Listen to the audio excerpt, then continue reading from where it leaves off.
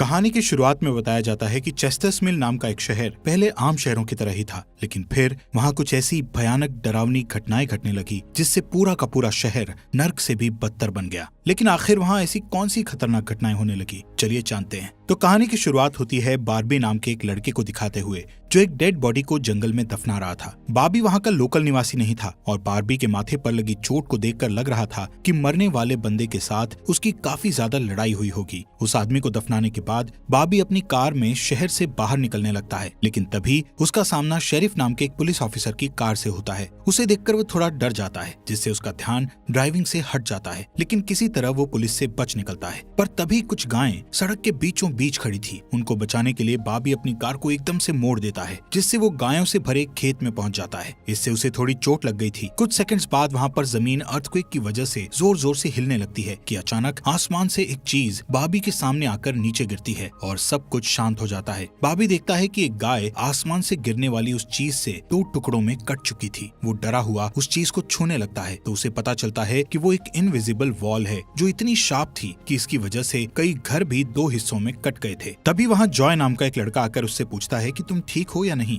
वो भी उस इनविजिबल दीवार को देखकर शॉक्ड रह जाता है। दूसरी तरफ शेरिफ और लिंडा को खबर मिलती है कि उस पूरे टाउन की पावर सप्लाई कट गई है, फोन लाइंस बंद हो गई हैं और इंटरनेट भी काम नहीं कर रहा है। यहाँ तक कि सारे सैटेलाइट कनेक्शंस भी काम करना बंद कर गए थे। तभी शहर के ऊपर से उड़ रहा एक प्लेन उस इनविजिबल वॉल से टकराकर क्रैश हो जाता है, जिसे देखकर लोग और भी ज्यादा घबरा गए थे। और ये बात कंफर्म हो जाती है कि ये सिर्फ एक इनविजिबल दीवार नहीं बल्कि एक राउंड शेप डोम यानी गुम्बद है जिसने आधे शहर को कवर कर लिया है। वहीं दूसरी साइड हम एक रेडियो स्टेशन पर फिल और उसकी असिस्टेंट डोडी को देखते हैं जो सिग्नल लाने की कोशिश कर रहे थे। वो दोनों थोड़ा कंफ्यूज थे कि अचानक सिग्नल क्यों चला गया। यहाँ पर फिल को लगता है कि ये अच्छा मौका है उनकी रेडियो रेटिंग्स को हाई करने का, इसलिए वो दोनों सिग्नल को ठीक करने में लग जाते हैं। वहीं एक फायर ट्रक डोम की दूसरी तरफ से आ रहा था, जिसे देख बार्बी ट्रक वाले को इस इनविजिबल वॉल की तरफ इशारा करता हुआ उसे रुकवाकर क्रैश होने से बचा लेता है। थोड़ी देर बाद वहाँ इन्वेस्टिगेशन करने के लिए कुछ पुलिस वाले आते हैं, पर इस इनविजिबल डोम को समझना उनके बस की बात नहीं थी। उसी समय वहाँ पर एक शहर का काउंसिलमैन जिसका नाम बिग जिम था वो भी पहुँच जाता है, लेकिन उसे भी इस डोम के बारे में कुछ भी समझ नहीं आता। यहाँ पर पुलिस को इन्फॉर्मेशन मिलती है कि उस शहर की तरफ आने वाले सभी रास्तों को बंद कर दिया गया है क्योंकि उस डोम की वजह से बहुत सारे एक्सीडेंट हो रहे हैं। इसके थोड़ी दूर घर पर जूनियर नाम का लड़का एंजी नाम की लड़की के साथ इंटीमेट हो रहा था। एंजी पेशे से नर्स थी और जो की बड़ी बहन भी थी। इंटीमेट होने के बाद जूनियर एंजी से कहता है कि मैं तुमसे बहुत प्यार करता हूँ, लेकिन एंजी उसे कहती है कि वो उसके लिए ऐसा कुछ फील नहीं करती। इससे जूनियर का दिल टूट जाता है और उन दोनों में बहस होने लगती है। यहाँ पर उनकी बहस इतनी बढ़ जाती है कि एंजी उसे थप्पड़ मारकर वहाँ से चली जाती है। इसके बाद हम 3 लोगों की फैमिली को देखते हैं, जिसमें मदर कैरोलीन, एलिस और उन दोनों की बेटी नोरी उसी टाउन की तरफ जा रही थी। उन्हें इस बात की खबर नहीं थी कि डोम ने उस टाउन को कवर किया हुआ है। दूसरी तरफ हम जूलिया नाम की एक इन्वेस्टिगेटिव रिपोर्टर को देखते हैं जिसका चेस्टर्स मिल शहर में बहुत नाम था। एक दिन एक औरत उसे एक सीक्रेट खबर देने के लिए कॉल करती है। वो औरत उसे बताती है कि उसने उस वीक चेस्टर्स मिल में प्रोपेन से भरे 6 ट्रक को जाते हुए देखा है और उसके हिसाब से इतनी बड़ी क्वांटिटी में प्रोपेन जैसे फ्यूल का शहर में आना किसी खतरनाक प्लान का हिस्सा हो सकता है। जूलिया उस औरत को इस बारे में इन्वेस्टिगेशन करने का वादा करती है, पर वो अपने काम में ज्यादा बिजी होने के कारण उस पर ध्यान नहीं दे पाती। वहीं बिग जिम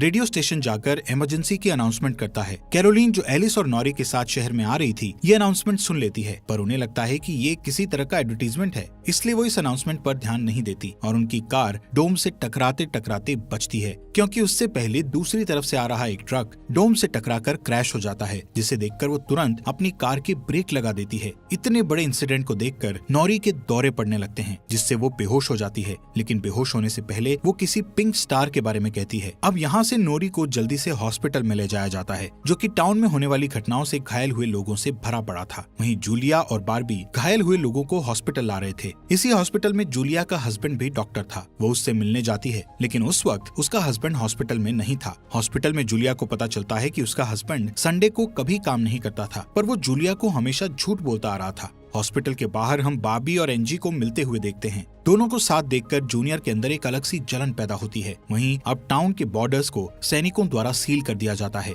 बहुत सारे साइंटिस्ट और एक्सपर्ट्स को भी इस अजीबोगरीब मुसीबत का असल कारण नहीं पता चलता। पर कुछ घंटों बाद बिग जिम प्रोपेन के बारे में बात करने के लिए शेरिफ से मिलता है। यहाँ पर उनकी बातों से हमें पता चलता है कि उनको इस डोम के बारे में पहले से थोड़ा बहुत पता था, पर वो इस पर खुलकर बात नहीं कर रहे थे। वहीं बॉबी को उस टाउन में एक दिन के लिए रुकना था, पर उसके पास ठहरने के लिए कोई जगह नहीं थी, इसलिए वो अपनी कार में ही रात बिताने का फैसला करता है। तभी जूनियर उसके पास आता है और उसे एंजी से दूर रहने को कहता है। धीरे धीरे उसकी बात धमकी में बदल जाती है। बॉबी हैरान होता है कि आखिर उसकी गलती क्या है। इसी बीच वहाँ जूलिया आ जाती है, जिससे वो झगड़ना बंद कर देते हैं। यहाँ से सीन शिफ्ट होता है और हम देखते हैं कि टाउन के ऐसे हालात से लापरवाह होकर एक जगह कुछ टीनेजर्स पार्टी कर रहे थे। इनमें जॉय भी था। जॉय एक लड़के से वहाँ के हालात पर बात करने लगता है, लेकिन अचानक जॉय को दौरा पड़ने लगता है और वो पिंक स्टार के बारे में बोलने लगता है, जैसे कि पहले नॉरी ने बोला था। वहीं जॉय की बहन एंजी घर पर अकेली होती है। तभी अचानक उसके घर में जूनियर घुसकर उसको किडनैप करके अपने फादर के टूटे फूटे शेल्टर में ले जाता है। यहाँ पर वो उसे बताता है कि मुझे पता है शहर को कवर किए इस डोम के बारे में। यहाँ पर एंजी को उससे ये भी पता चलता है कि बिग जिम ही जूनियर का फादर है। जूनियर एंजी को ये भी बताता है कि उसके फादर अपनी फैमिली की सुरक्षा को लेकर हमेशा चिंतित रहते थे, इसलिए उन्होंने फैमिली के लिए ये शेल्टर बनाया था। वहीं दूसरी साइड जूलिया बॉबी को अपने घर में ठहरने के लिए लाती है। तभी अचानक बॉबी की नजर उसके हस्बैंड की फोटो पर पड़ती है और उसे रियलाइज होता है कि ये वही आदमी है जिसे उसने सुबह मारा था। दूसरी तरफ लिंडा और शेरिफ सभी व्हीकल्स पर नजर रख रहे थे ताकि कोई भी गलती से इस डोम से न टकरा जाए। तभी अचानक शेरिफ को अटैक आ जाता है और वो वहीं पर मर जाता है। अब यहाँ से हमें सुबह की घटना फ्लैशबैक में दिखाई जाती है, जहाँ बॉबी टाउन में जूलिया के हस्बैंड जो डॉक्टर थे उनसे मिलने आया था। वो उनसे कुछ पेमेंट की बात करता है, पर डॉक्टर उसे पेमेंट देने से इनकार कर देता है, जिस वजह से उन दोनों में झगड़ा हो जाता है और एक्सीडेंटली बॉबी उसे गोली मार देता है। बॉबी जानता था कि भले ही उसने उसे गलती से मारा है, पर उसे इसकी सजा मिलेगी और इससे बचने के लिए उसने उसकी बॉडी को जंगल में दफना दिया। वहीं प्रेजेंट में सुबह उठकर बार्बी देखता है कि उसके गले की चेन गायब है, तो वो जूलिया से इसके बारे में पूछता है। जूलिया उससे कहती है कि वो उसकी चेन को ढूंढकर उसे दे देगी, पर तभी बॉबी को याद आता है कि वो चेन उस केबिन में ही गिर गया था जहाँ उसने उसके पति को मारा था। उधर जॉय अपने फ्रेंड बेन के साथ था, जिसने पिछली रात सीजर के वक्त उसकी मदद की थी। बेन जॉय से पिंक स्टार के बारे में पूछता है, जो उसने रात को दौरा पड़ते वक्त कहा था, लेकिन जॉय को उसके बारे में कुछ भी याद नहीं आ रहा था। वहीं रेडियो स्टेशन में डोडी एक स्पेशल डिवाइस की मदद से डोम के बाहर वाले लोगों से कांटेक्ट करने में सक्सेसफुल हो जाती है। वो सोल्जर्स को आपस में बात करते हुए सुन सकती थी, पर वो उनसे कुछ नहीं कहती। वहाँ सोल्जर्स भी कंफ्यूज थे कि आखिर ये इनविजिबल वॉल क्या है। दूसरी तरफ बिग जिम रेस्टोरेंट में बैठा ब्रेकफास्ट कर रहा होता है कि लिंडा वहाँ आकर उसे शेरिफ के मरने की खबर सुनाती है, जिससे वो लोग तुरंत बंकर में डेड बॉडीज को दफनाने वाले के पास जाते हैं, जिसका नाम लेस्टर था। उधर एंजी शेल्टर में किसी को मदद के लिए बुलाने की पूरी कोशिश करती है, पर वो कामयाब नहीं होती। तभी जॉय वहाँ आता है और उसे चेन के जरिए बेड से बांध देता है। वहीं बिग जिम लेस्टर को अपने साथ लेकर आता है, जो कि शेरिफ का ही दोस्त था। शेरिफ की मौत से वो बहुत दुखी और परेशान हो जाता है। जब लिंडा उनके आसपास नहीं होती, तब वो और बिग जिम पिछले महीने होने वाले प्रोपेन के इंपोर्ट के बारे में बात करते हैं कि प्रोपेन के इंपोर्ट में उन तीनों का ही हाथ था और उन्होंने टाउन वालों से ये बात छुपाई थी। शेरिफ की मौत से ये कंफर्म हो गया था कि वो उनकी इन्वॉल्वमेंट के बारे में किसी को कुछ नहीं बता पाएगा, जो कि उनके लिए अच्छी खबर भी थी। उसी दिन बाद में लिंडा पुलिस स्टेशन आती है तो देखती है कि बिग जिम शेरिफ के ऑफिस में कुछ ढूंढ रहा है। लिंडा के पूछने पर जिम उसे कहता है कि वो वहाँ शेरिफ की वसीयत के पेपर्स ढूंढ रहा है, लेकिन असल में वो वहाँ प्रोपेन के इंपोर्ट से जुड़े पेपर्स को ढूंढने आया था, जो उसे और लेस्टर को परेशानी में डाल सकते थे। वो तुरंत बाहर आकर शेरिफ को बताता है कि मुझे लगता है वो पेपर शेरिफ के घर में होंगे, जिन्हें लाने के लिए वो लेस्टर को तुरंत उसके घर भेजता है। इसी बीच जूलिया जल्दी से रेडियो स्टेशन पर डोडी के पास जाती है, जहाँ वो देखती है कि वो लोग डिवाइस के जरिए डोम के बाहर खड़े सैनिकों की बातचीत सुन सकते हैं। उनकी बात सुनने पर जूलिया को पता चलता है कि वो लोग जमीन खोदकर डोम को बाहर निकालने की कोशिश कर रहे हैं, पर वो इस काम में कामयाब नहीं हो पा रहे हैं। इसके बाद जूलिया रेडियो के जरिए पूरे टाउन में डोम वाली खबर को फैला देती है, जिससे लोगों में डर पैदा हो जाता है और लोग घबरा जाते हैं। वहीं जॉय और बेन बॉर्डर के पास साइंटिस्ट को अपना काम करते हुए देखते हैं। साइंटिस्ट ये देखते हैं कि डोम के ऊपर पानी का क्या असर होता है, पर उन्हें ज्यादा कुछ समझ नहीं आ रहा था, जिससे वो किसी नतीजे पर नहीं पहुंच पाते। वहीं जॉय देखता है कि ये डोम एक छलनी की तरह है। वो बेन से बताता है कि इस डोम में से बिल्कुल मामूली सा पानी आर पार जा सकता है। दूसरी ओर बार्बी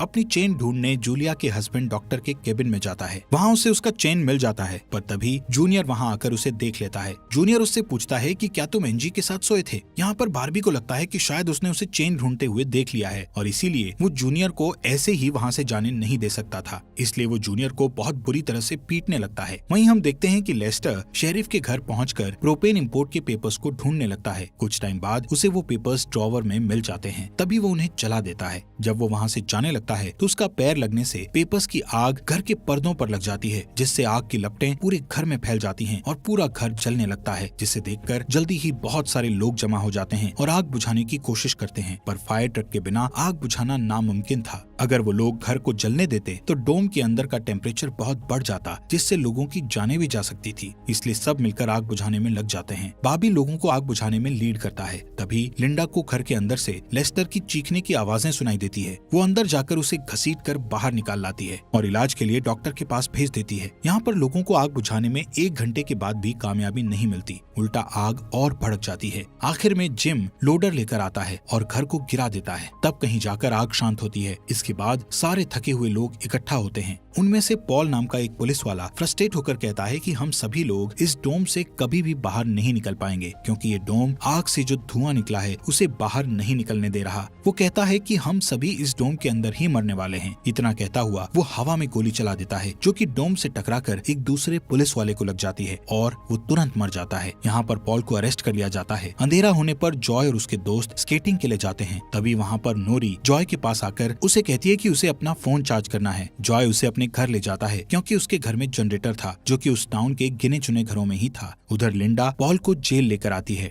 वहाँ कुछ लोग पुलिस स्टेशन के बाहर प्रोटेस्ट कर रहे थे। असल में वो लोग पुलिस के घटिया सिस्टम का विरोध कर रहे थे। जिम उन सबको ये कहकर शांत करता है कि जरूरत पड़ने पर उन सबकी मदद की जाएगी। लॉकअप में बंद होने के बाद पॉल को हार्ट अटैक आ जाता है, जिससे लिंडा उसकी मदद के लिए दौड़कर अंदर जाती है, लेकिन तभी उसे पता चलता है कि पॉल सिर्फ अटैक आने की एक्टिंग कर रहा था। इसी मौके का फायदा उठाकर पॉल उसे धकेलकर उसे लॉकअप में बंद करके वहाँ से भाग जाता है। इधर बंकर में जूनियर फिर से एनजी के पास जाता है। एनजी समझ चुकी थी कि अगर उसे यहाँ से निकलना है तो उसे जूनियर को झूठे जाल में फंसाना पड़ेगा, इसीलिए वो उससे अपने बचपन की यादें साझा करती है, जब वो दोनों एक बंद टनल में जाया करते थे, और कहती है कि हो सकता है डोम का टनल पर कोई असर नहीं हुआ हो, तो वो लोग बाहर जा सकते हैं। यहाँ पर एनजी सोचती है कि अब वो उसके प्यार के जाल में फंस गया है तो शायद वो उसे छोड़ दे, लेकिन ऐसा कुछ नहीं होता। जूनियर अकेले ही उस टनल में जाने का प्लान बनाता है। वहीं जिम जब पुलिस स्टेशन में आता है तो पॉल की जगह लिंडा को लॉकअप में बंद देखता है। वो तुरंत उसे लॉकअप से बाहर निकालता है। उन्हें पता चलता है कि पॉल अपने साथ एक राइफल और कुछ गोलियां लेकर गया है। लिंडा तुरंत उसकी तलाश में जंगल की ओर निकल जाती है, क्योंकि उसे पता था कि पॉल अक्सर शिकार करने जंगल की तरफ जाया करता था। वहीं जिम पॉल को पकड़ने के लिए एक टीम तैयार करता है। उधर रेस्टोरेंट में बैठी कैरोलीन को नॉरी की फिक्र हो रही थी, क्योंकि वो पिछली रात अपनी दोनों मदर्स को बिना बताए जॉय के घर रुक गई थी। वहीं जिम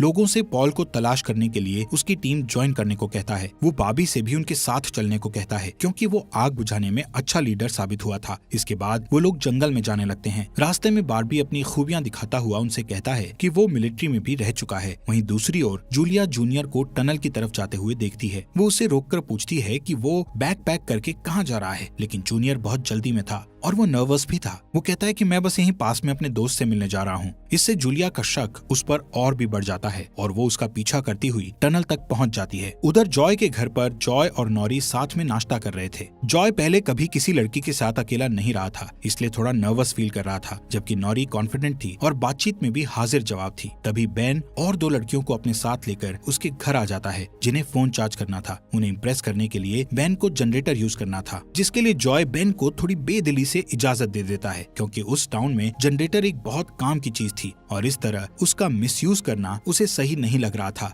उधर जंगल में हम देखते हैं कि सर्च टीम पॉल को ढूंढ लेती है, पर उसी टाइम पॉल एक लड़के की टांग में गोली मार देता है। दूसरा लड़का भी उसे संभालने के लिए वहीं रुक जाता है, जबकि जिम और बार्बी पॉल के पीछे भागते हैं। दूसरी तरफ जूनियर टनल के आखिरी सिरे पर पहुंच जाता है, जहां पहुंचकर उसे पता चलता है कि डोम ने टनल को भी कवर किया हुआ है। वो दीवार के बिल्कुल करीब पहुंच जाते हैं, जिससे उसकी टॉर्च जलने लगती है। तभी जूलिया वहां आकर उसे वार्न करती है। जूलिया को देखकर जूनियर को बहुत गुस्सा आता है, क्योंकि वो उसका पीछा कर रही थी। इस बात से जूनियर पागलों की तरह उस इनविजिबल वॉल को मुक्के मारने लगता है, जिससे जूलिया उसे रोकती है। फिर दोनों बैठकर बात करने लगते हैं। जूलिया उसे बताती है कि अपने पास्ट में की गई एक गलती की वजह से वो जर्नलिस्ट की इस बेकार सी जॉब में फंस गई है। उधर जॉय का घर लोगों से भर जाता है, जो अपनी अपनी जरूरत के लिए उसके जनरेटर को यूज करने के लिए आए थे। एक बदमाश लड़का लोगों से जनरेटर यूज करने के बदले में पैसे वसूलने करने की कोशिश करता है, जो कि उसका था ही नहीं, लेकिन उसके खिलाफ बोलने की किसी में हिम्मत नहीं थी। ये देखकर नॉरी सब कुछ हैंडल करने के लिए आगे बढ़ती है, पर मामला और भी ज्यादा गर्म हो जाता है। लेकिन इससे पहले कि कुछ गलत होता तभी लाइट ही चली जाती है। नॉरी इस बात से बहुत खुश होती है कि जॉय ने उस बहस में उसका साथ दिया। वहीं जंगल में बॉबी और जिम पॉल तक पहुंच जाते हैं, पर पॉल ने अपनी राइफल निकाल रखी थी, जिससे वो जिम को मारने ही वाला था कि तभी पीछे से लिंडा आकर उसे शूट कर देती है। दूसरी साइड कैरोलीन जॉय के घर जाकर अपनी बेटी नोरी से मिलती है। वो नोरी से कहती है कि उसे थोड़ा जिम्मेदार बनना चाहिए। उसकी डांट सुनकर जॉय और नोरी एक दूसरे का हाथ पकड़ लेते हैं, जिससे एक स्ट्रेंज स्पार्क पैदा होता है और उसी वक्त दोनों को दौरे पड़ने लगते हैं। वो दोनों एक साथ किसी पिंक स्टार के बारे में बात कर रहे थे। उधर जूनियर शेल्टर में एनजी के पास जाता है, लेकिन इस बार उसके हाथ में फर्स्ट एड किट थी। एनजी उसके जख्मों पर मरहम पट्टी करती है और चुपके से सीजर अपने पास रख लेती है। वहीं हम देखते हैं कि जूलिया और बार्बी दिन भर की थकान के बाद वापस घर लौटते हैं, लेकिन जूलिया जूनियर की बातें सुनने के बाद से ही बार्बी पर शक करने लगी थी और जब बार्बी नहाने जाता है तो जूलिया उसका सामान चेक करने लगती है। दोस्तों, हमारे फॉक्स एक्सप्लेनर हिंदी चैनल को सब्सक्राइब करना मत भूलना। और आपको ये अंडर द डोम सीरीज यहाँ तक कैसी लगी, इस सीरीज के नेक्स्ट एपिसोड लाएं या नहीं, कमेंट बॉक्स में हमें जरूर बताएं।